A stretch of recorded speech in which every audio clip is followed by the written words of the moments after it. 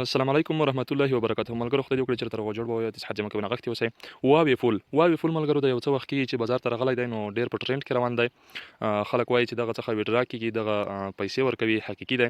نو د دې ویډرا چې دا وایي بینک اکاونټ ته او پایپال اکاونټ ته او د کریپټو کرنسۍ یو غټ ایکسچینج باینانس ته ورکول کېږي.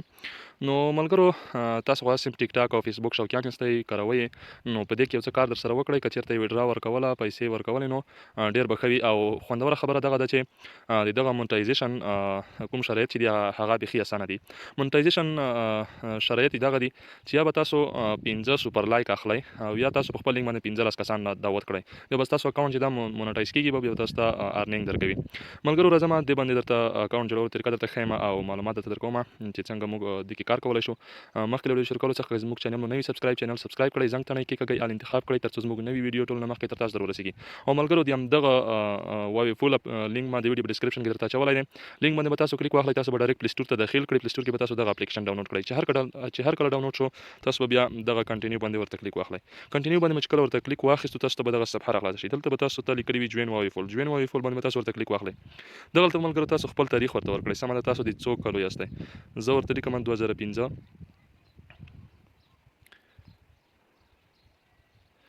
د کنټینیو باندې ملګرو تاسو ورته کلیک واخلئ.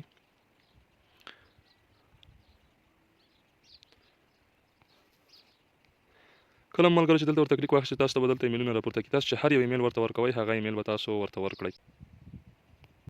ملګرو چې کله مې ایمیل ورته انتخاب کړ، دلته به تاسو ورته خپل نوم ورکړئ. چې تاسو هر کوم نوم ورته ورکوئ، خپل نوم به تاسو ورته ورکړئ. سمه ده. او په د لاندې برخه کې به تاسو ورته یوزر نیم ورکړئ. دغه ډن باندې که تاسو عکس ورته بندوئ، دلته به ورته عکس هم اپلوډ کړئ او دغه ډن باندې به ورته کلیک واخلئ. تاسو ته ملګرو بیا دغسې یو صفحه راشي. دغلته به تاسو ورته خپل د خوښې هغه انتخاب کړئ چې تاسو کومې ویډیوګانې ګورئ، فن ګورئ، فرینډشیپ ګورئ. نو زه ورته یو څو دانې انتخابوم، لکه د مثال په ډول. تاسو چې هر څه غواړئ هغه انتخابولی شئ. نو بیا به بعد له هغې دغه کنټینیو باندې ورته کلیک واخلئ. به ملګرو دلته ورته کلیک واخلئ. دلته چې کله ورته کلیک واخیسته، تاسو به یو عکس ورته اپلوډ کړئ. تاسو چې هر کوم عکس ورته اپلوډوئ، ترڅو تاسو دغلته د فعالیت اجازه درکړي. د مثال په ډول زه ورته یو انځور اپلوډوم.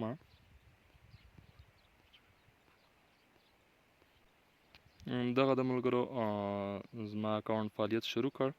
تاسو به بیا راشئ ملګرو، دغه خواته به تاسو راشئ. دغه ګوره دغه پروفایل برخې ته به راشئ.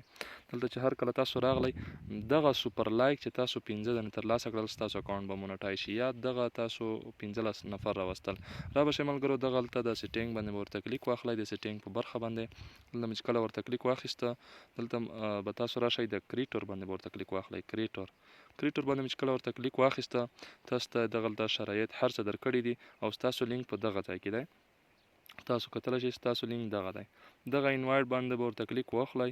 دلته چې کله ورته کلیک واخیسته، نو تاسو به دغه لینک له ځان سره کپي کړئ او دا به له ملګرو سره شریک کړئ. نو تاسو 15 ملګري که په لینک باندې راوستل، تاسو ته به اکاونټ مونټایز شي. او که تاسو چېرته د پوسټ په کولو سره 15 سوپر لایک ترلاسه کړل، بیا به هم ستاسو اکاونټ مونټایز شي. ملګرو اکاونټونه پکې جوړ کړئ. هسې هم فیسبوک او ټیک ټاک کې اخته یاستئ، خو دلته هم اکاونټونه سره جوړ کړئ.